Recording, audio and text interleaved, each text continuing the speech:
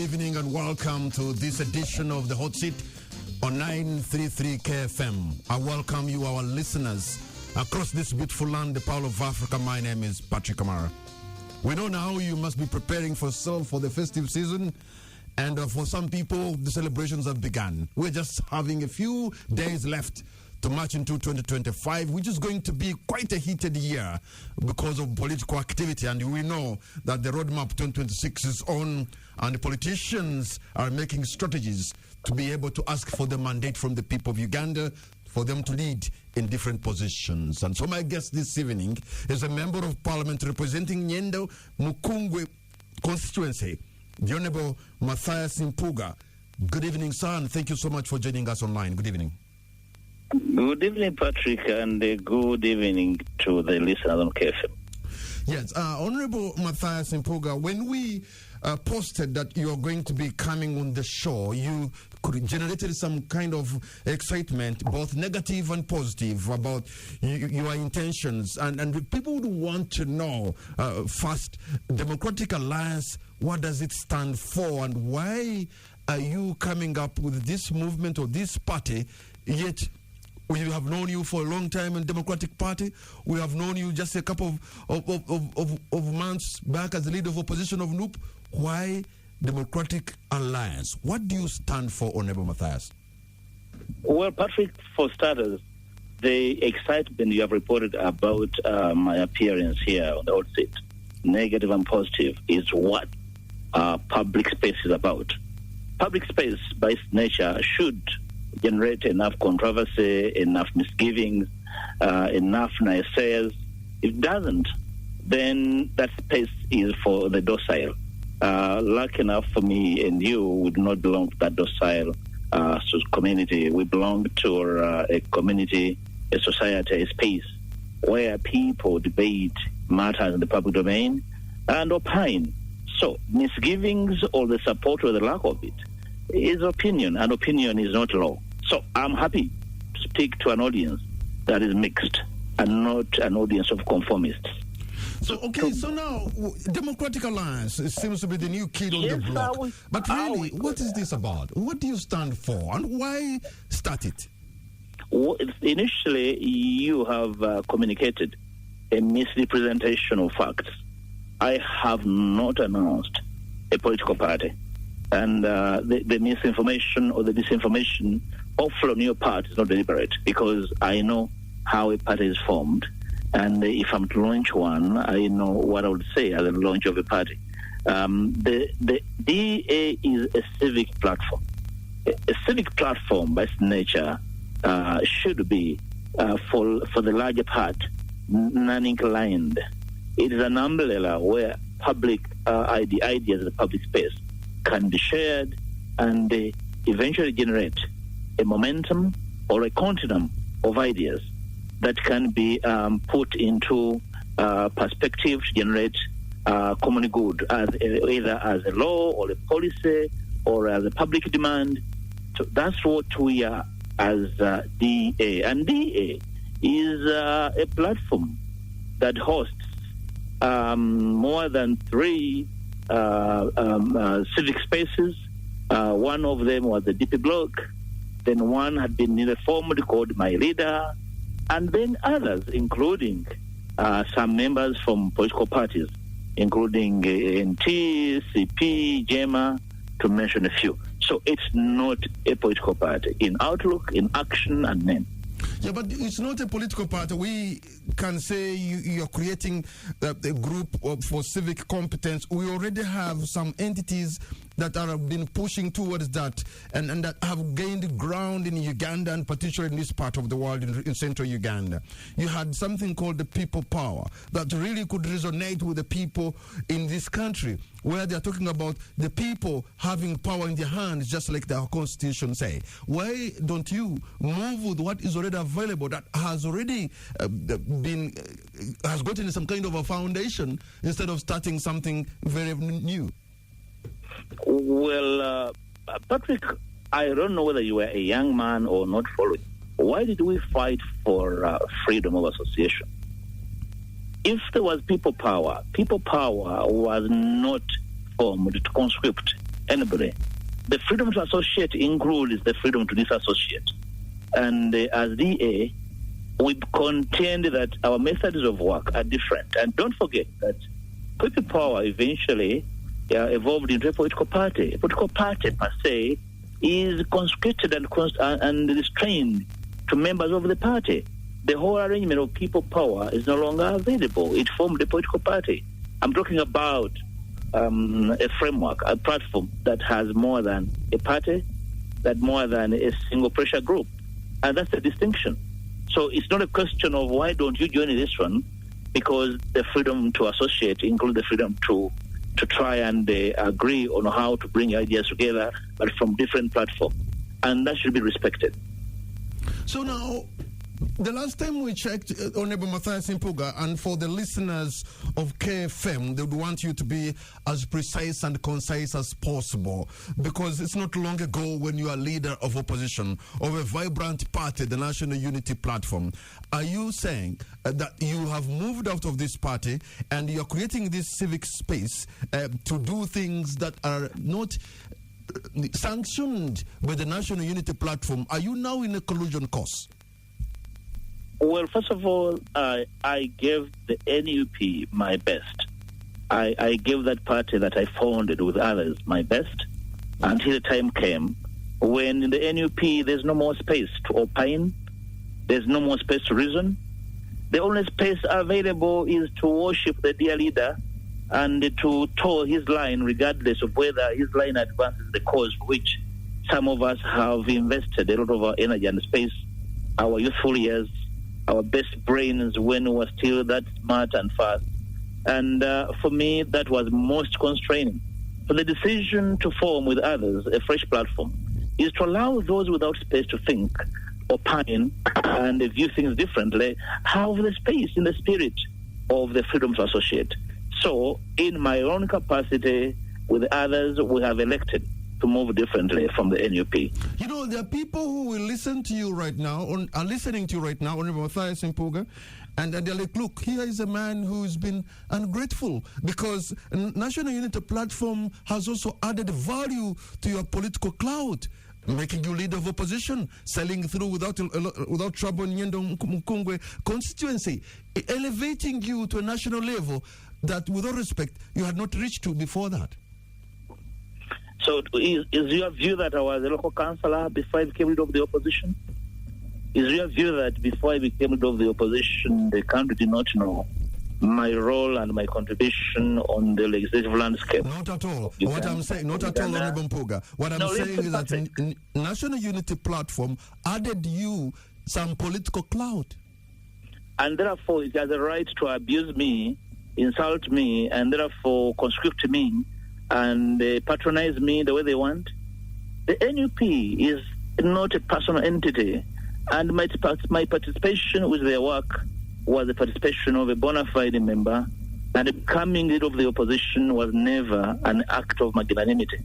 It was a consideration that I was competent, and in making me LOP, they did not add anything on my brain or my capacity. I was actually exhibiting my capacity, and I gave that. So nobody should try to patronize me, and therefore, because I was LOP under NUP, therefore I should surrender my brain.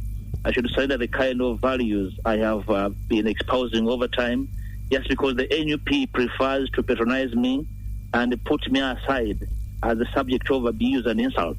And because I was LOP, therefore, I must lie down on my belly to be whipped. And the person whipping me has no reason to explain to anybody. So, Patrick, I can never be part of that. If I have resisted Museveni from patronizing me, and he has done, how can I really succumb to a few individuals I know so well and their motivations? So now, really, considering what has been going on, the negativity on social media, including even the legacy media where I am right now, and considering the kind of political juggernaut that NUP is in this part of the region, where you also come from, and perhaps where you will be going to seek a mandate to lead again the people of Nyendo, it is going to be huge, almost you swimming against the current. Do you understand what you're up against? Patrick, I think you and people think like you are the ones with no fair appreciation of where we are and where we're going. And if social media were the determinant of public opinion, then probably it would be different. We don't have Museveni in the State House.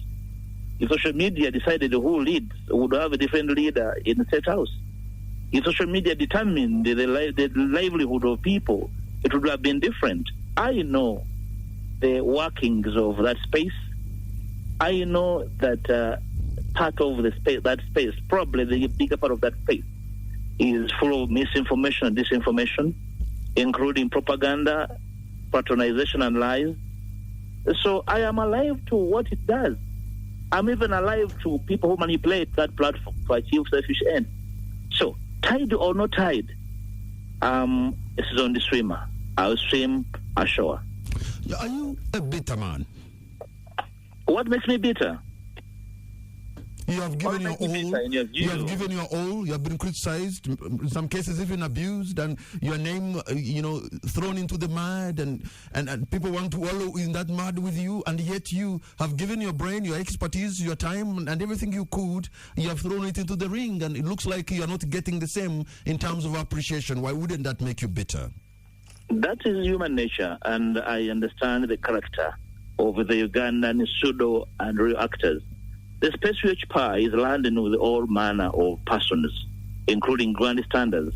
And when I see a message in the civic space, in the social media space, I can understand the source, whether it is from a person attempting an event to bring me down, whether from a hater, somebody hating me for no reason, somebody fearing my stature. Wherever I stand in their face, they feel frightened, and therefore the only remedy at their disposal is disparaging me. So I can decipher the source of information. There is lately a consortium from the ruling party and some of my old friends trying, out of light of my stature and my capacity, they live in fear. And for me, I'll deal with that at the right time. That can never stop me with others from thinking anew on how to move forward. So criticism, Patrick, and support move in the same plane. And I work every day to limit the extent of criticism. I work every day to be understood. Being misunderstood is normal. Let me very quickly pull out for you a comment that has appeared on my social media and on WhatsApp from a person I know, and I'm allowed to even say the name. This is a lady called Judith Atwine. Judith says, and I'm quoting verbatim, Mpuuga is a very deceitful person, traitor and a business person. He has no character of good leader, not even one moment. Any leadership starts from home, but we all know Catholic Church has cautioned his behavior too. Put that aside, with all words he goes talking about Noop and President Kyagulanyi. Where in his whole political career would he have ever gotten a chance to be leader if it wasn't Kyagulanyi? What would you tell Judith Atwine? I can only tell her that she's naive. Can she quote the leader who has cautioned me?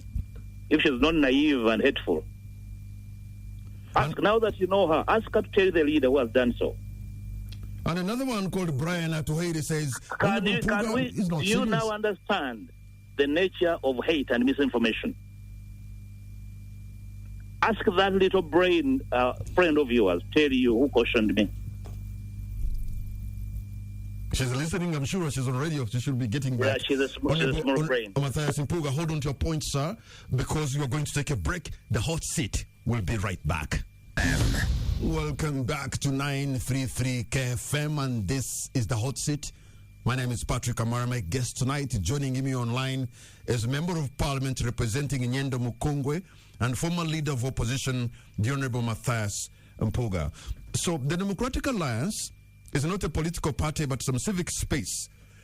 So how do you want to use this to create some kind of a vibrant citizenry that will be able to understand their role in the Uganda, understand their responsibility, but also a people who cannot be hoodwinked by leaders with their personal and selfish interests? Well, Patrick, you must be surprised, just like most other citizens, that bare a year to the next election, the Ugandan civic space is muted. And nobody can explain why this space is muted. There's no movement, either in the political or civic direction, meaning that we are generating a space, we're generating a citizenry that is docile, of conformists, in a situation where a lot of questions relating to our electoral platform, our electoral roles, the political transition remain unanswered. And apparently, either political actors are so frightened to do anything, or actually have been rendered incapable of raising the right questions. So this platform comes in being to try and arouse the curiosity of the nation to this void, and try to bring all actors to understand that there's something we can do, and that we have the time, we have the mental, physical, and other resources that we desire to try and raise back the interest of citizens in how they are governed and how their leaders are selected. So this, for me, concerns me a great deal, because as an adult, I have been involved actively in the last round of 6 elections, which for me is very disturbing, that we can elect to go back in another round of elections in the same shape without addressing the very serious issues, including legal impediments that have been debated, that have been even litigated upon at the Supreme Court, and the Supreme Court even gave orders. So there's no activity to show that the political actors at different platforms are doing anything to try and force the attention of everybody to pay attention and say, hey, there's something here that we need to do before we can even think of the next election. This, for me, is a grave concern, and it forms the 2 issues that inform the interest of DA, namely electoral reforms, political and electoral reforms, and then the political transition in this country. In 2015, Honorable Mpuuga, many are telling me that you were part of something called the Democratic Alliance, which was part of the process that was looking to front a single candidate of the opposition, and that you believe to have supported. Many believe that you supported Right Honorable John Patrick Amama Mbabazi, and because of that, they equate this movement or this civic space you are creating like the failed process of JPAM. How do you respond? Well, Patrick, human endeavor in all spheres encounters failures and successes. Well, I was not a principal in the TDA then. I was only a mere member of the DP. My party was involved in these attempts, and attempts that did not yield what we had desired. I know so well that a lot of water has gone under the tunnel, and there were serious lessons learned from that failure. I want to contend that the political actors at different platforms are aware of the challenges we encountered then, and are alive to the possibilities. And in making this proposition, Patrick and listeners, I am not here to say that my apocalypse is that we shall achieve everything.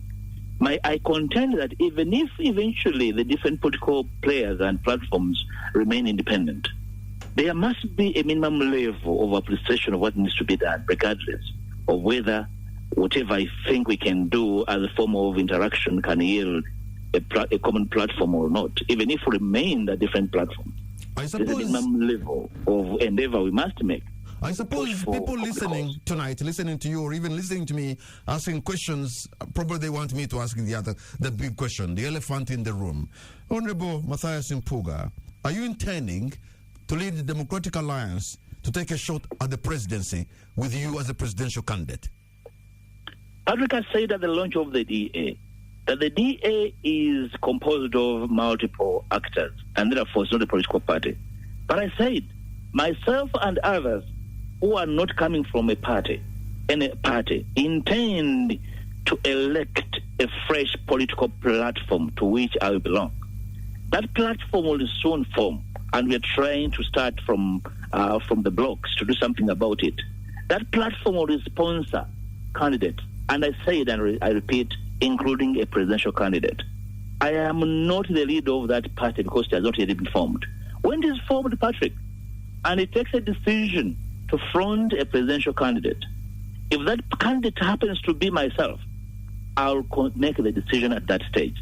You see, there are people who you have worked with who understand you politically more than the likes of us. And these include the Honorable Robert Mao, who is the President General of the Democratic Party, even though now he's serving the NRM. And this is what he says, that the Honorable Mpuuga and his DA formation are having tables turned against them. Do you take these words of a man who understands you, a former colleague in the Democratic Party, who thinks the movement or the civic space or platform you're creating is dead on arrival? Well, I talked about opinion, and I respect opinion. Opinion and reality, for the better part, are different. I know the Honorable Norbert Mao, in his space, is a happy man, and I wish him well. I don't begrudge him where he is. I have no idea what his DP is doing, but he's a very happy man, and I respect him. My path is not his path. My intention and his intentions are different, and I would like to request of him to respect our preferred approach. We shall not interfere with his happiness. It appears that the people of Uganda, for the last 40 years, this generation, they seem to probably tired of the electoral process, because time and time again it has brought the same old story, the same old people coming back. Do you really think you can create a momentum, reinvigorate the energy of the young people to believe, to have hope that yes, change can come to Uganda? Patrick and listeners, it is a civic duty to try and do something. I do not have a response 1 + 1 = 2. Probably my answer would be in base 10 or any other base.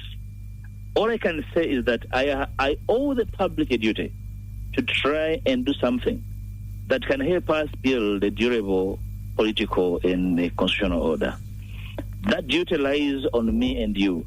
Probably I sit on a raised platform more than other citizens. And therefore, it is that raised platform I'm trying to use to have everybody listen and care, regardless of whether they agree with me or not. Because, Patrick, look, whether I'm here today in a position where people either dislike me or like me, the duty for me to do something about this country cannot be a duty I can delegate to anybody.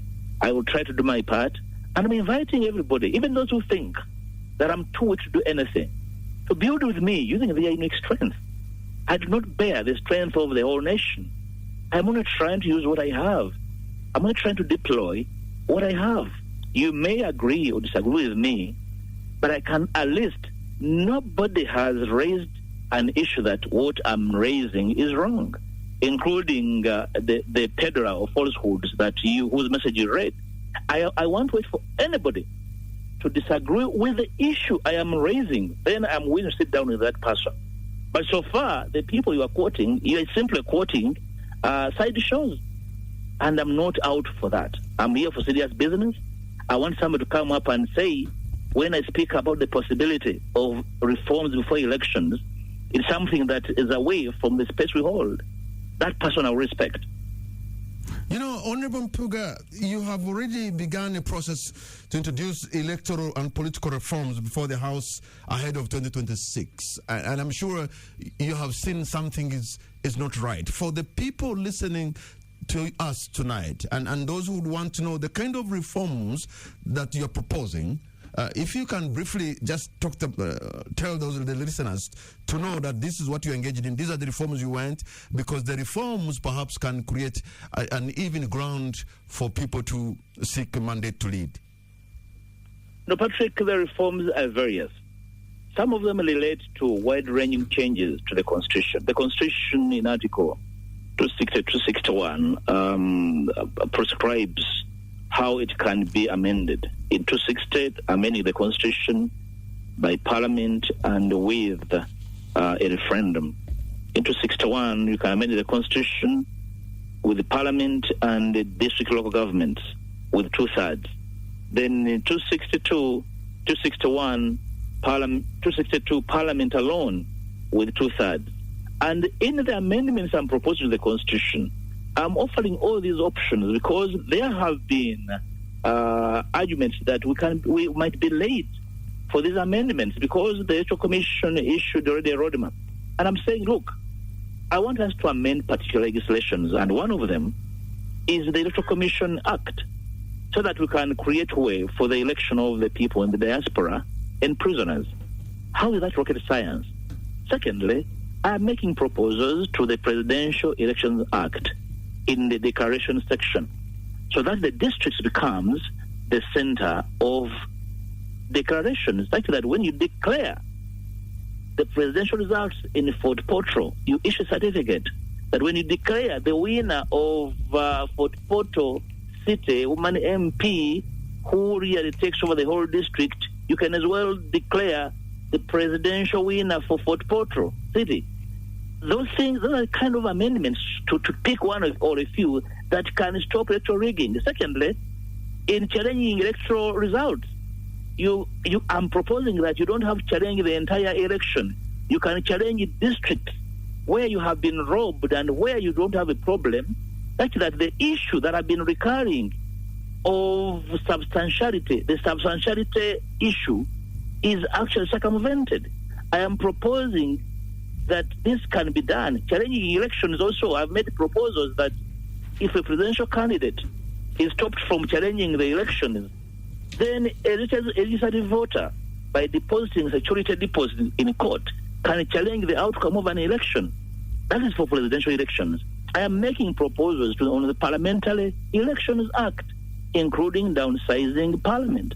And I'm making a proposal for a two-tier Parliament with a leaner lower Parliament and a small upper house. That can reduce the cost of administration. I'm making proposals to the political parties and other organizations act to make it feasible and possible for coalitions to form, to give an opportunity to smaller parties to coalesce and have a say on how this country is governed, other than leaving this to either duopoly or the monopoly of the ruling armed gang. Patrick, that and many that I've shared various with the country are proposals not from my head, they have been canvassed, but there's no debate in the public to give them the kind of flavor, to give them the kind of clout, to make them national issues. Either political actors are complicit or too scared to do anything. They're simply preoccupied by going back to the polls and face the same problem. Honorable Mpuuga, before we take a break, and very quickly, the Chief of Defense Forces and first son, General Muhoozi Kainerugaba, has once tweeted your image with remarks in which he seemed to show that you are a presidential material. And of course, he was criticizing the leader of National Unity Platform. These kind of remarks coming from the Chief of Defense Forces, are they helpful to you? Well, Patrick, if he woke up tomorrow in his usual stupor and he said the same about you, what would that do to you, in your view? So General Muhoozi has been at it, and I'm not the first one. He said the same about Dr. Besigye. He has said the same about Honorable Mao. He was continuing saying the same about other people. Today I saw a tweet in which he was really giving slack to an army general publicly. Oh, today it was a total meltdown. Yeah, so we should get used to his tweets as out of place, out of space, and probably an attempt to cause public disruption.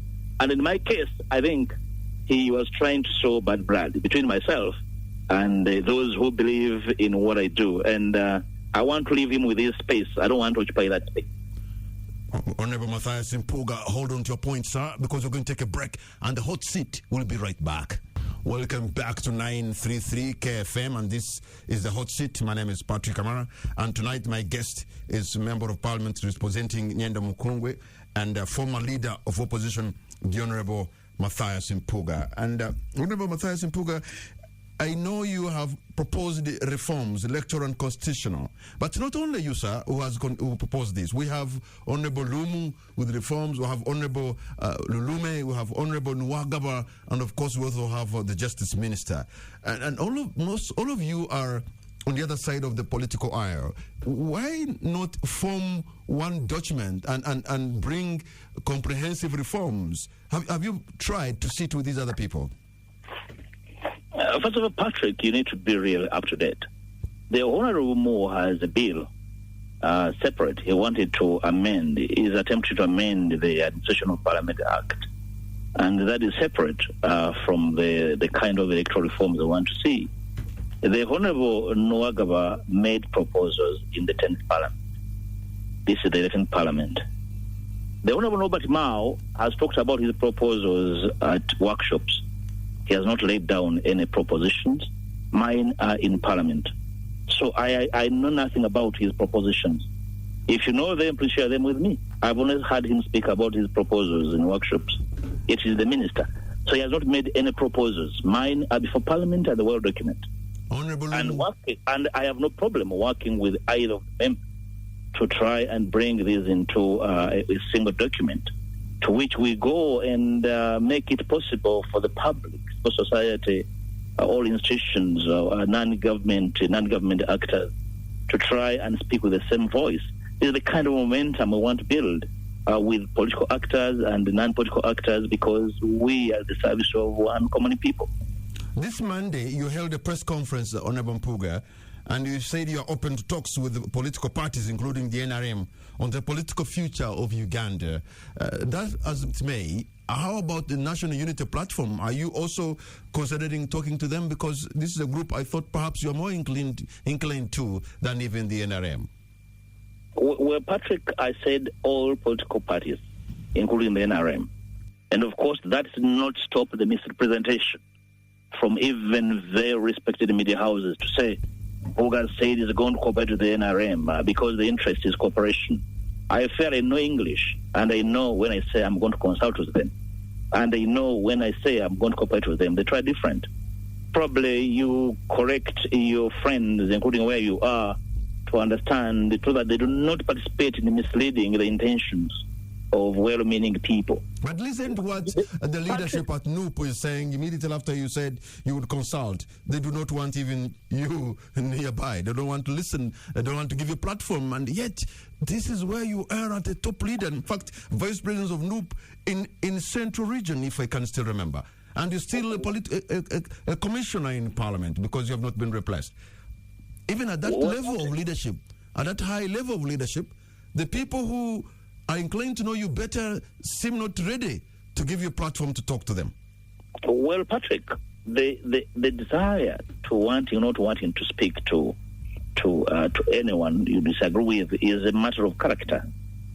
And I have no control over the character of individual actors at NUP. I'm very sure some of them have no knowledge of what they're talking about. And that cannot be blamed on me. When I say I'll speak to NRM, Patrick, you cannot speak about reforms, change, and the transition in this country without speaking to NRM. Probably you're talking about something else, not the transition. We're talking about a group of political actors that have been in power for 40 years. Every inch and space of this country is actually laden with their negative influence, and therefore, you must know that these people, for what they have done and not done, they live in a flight. And therefore, if you're going to talk about change, you must speak to their fears. I go to speak to their fears away from them, unless you're not addressing deeper matters of state and statecraft. So I have a fair understanding of what we can do, and I want to share my views with those who can listen. Those who have no time to listen probably can advance another option. I know that some people are simply grandstanding because they want to appeal to a naive population. But with time, people will see through their naivety to say, hey, why did you do this? So I am very, very determined to speak to whoever can listen, and I'll respect those who have no time to listen, and then I'll observe their action. We have witnessed a number of politicians walk across the aisle at the beckon of President Yoweri Museveni and work with him. If people like the Honorable Norbert Mao, people like the Honorable Betty Kamya, if the call came for you, Honorable Matthias Mpuuga, to join Yoweri Museveni, the president, in the service of our country, Uganda, for the betterment of motherland, would you accept to serve in the government of President Museveni? Well, Patrick, I do not share any DNA whatsoever with the person of General Museveni and his ruling party. Therefore, whoever had that bad dream or bears it, please wake up. I have no intentions. It's not a hallucination, neither a dream. There's nothing to do with me working with the government of Mr. Yoweri Museveni. Even when it is for the good of our country, and you think you could add value in, turning that arc of history of trying to do the little you could for the betterment of Uganda? Patrick, you are mistaken. I'm not that feeble. What is good for me and the people of Uganda is for General Museveni to accept to participate in a conversation about the transition and how we can avert the collapse of this country. Regime longevity is dangerous. We have seen regime longevity collapse nations, collapse economies.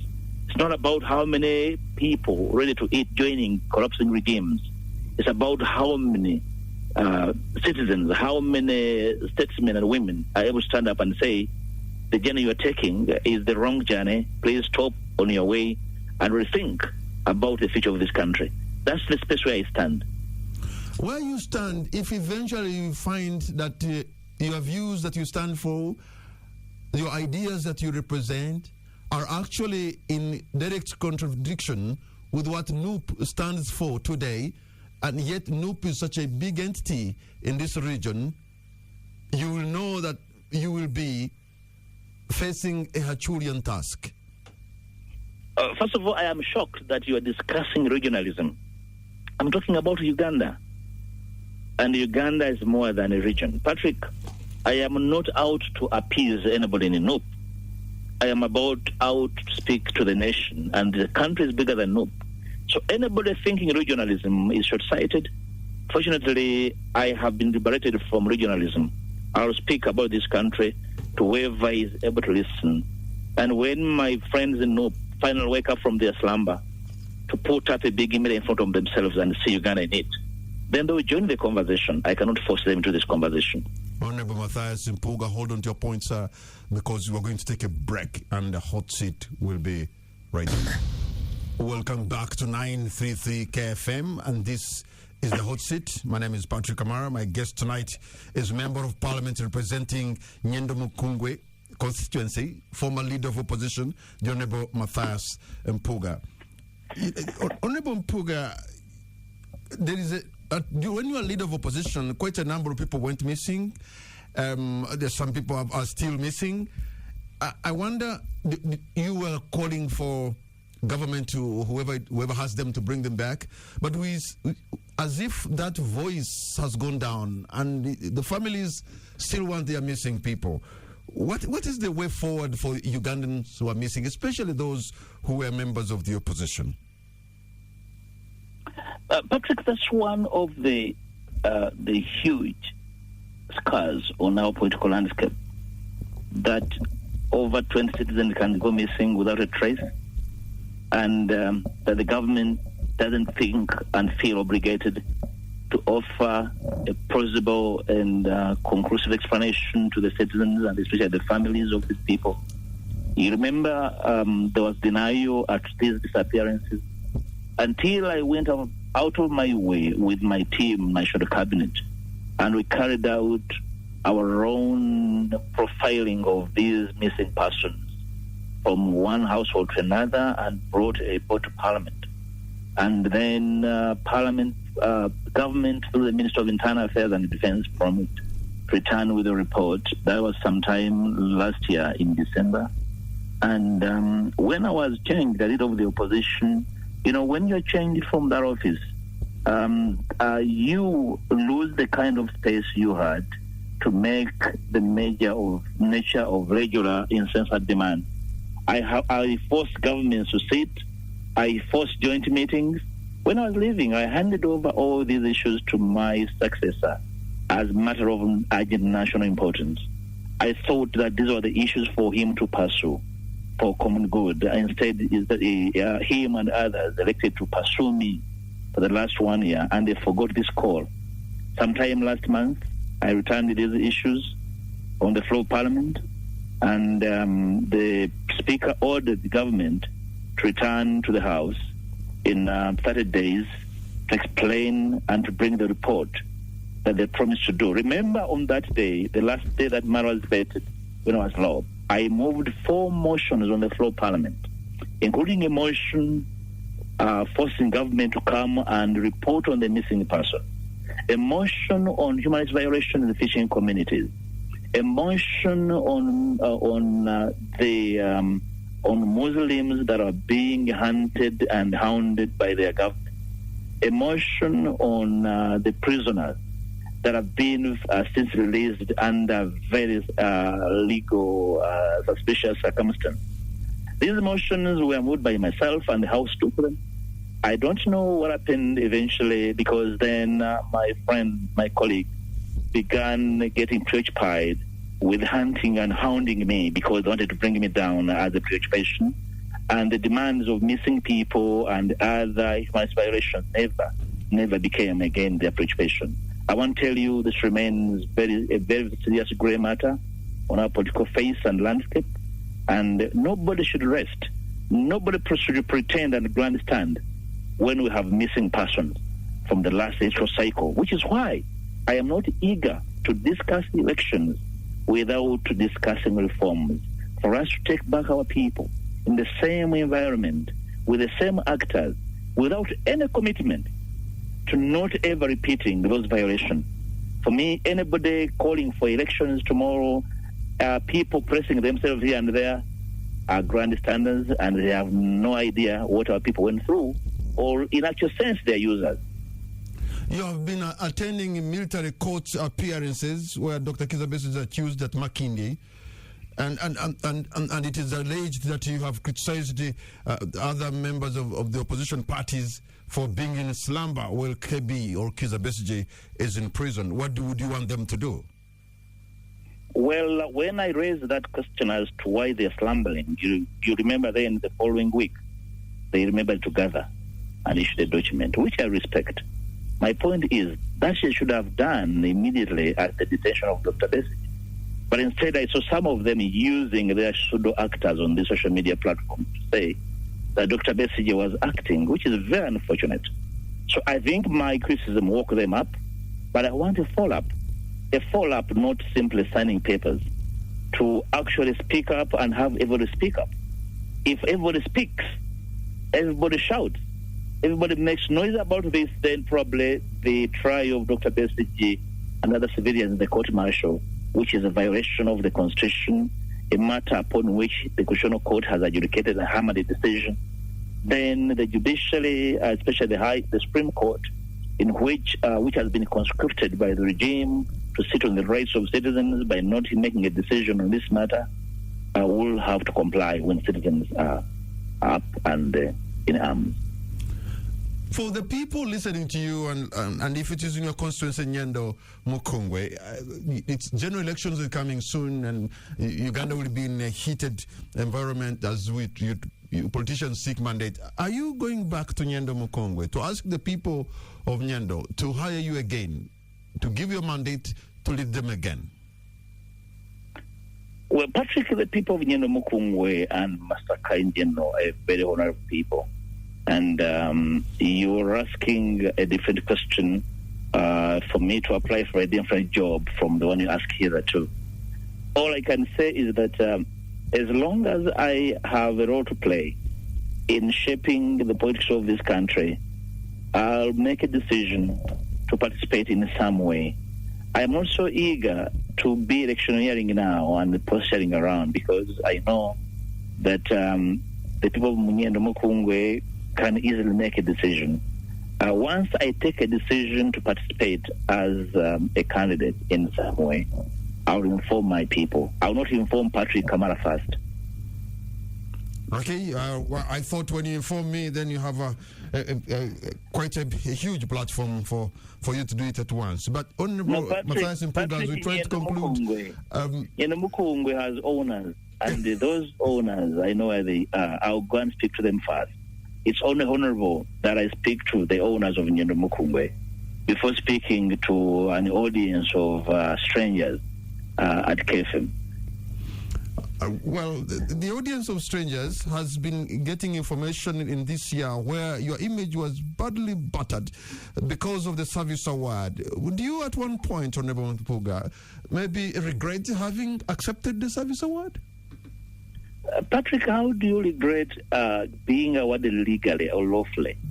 And I have failed to understand from since then and on how our people would, for example, if some people got power in this country, how, for example, they will be able to rule by law or actually put up a rule of law that is consistent. Even if you do not agree with a matter of law, at least respect it. As a lawyer, I know for a fact that the people who disagreed with me tried everything to discredit me. They have been to the courts. They have been to the anti-corruption court. They withdrew the matter themselves, meaning that their pursuit was not a pursuit of justice, but they were simply trying to hound me and bring me down.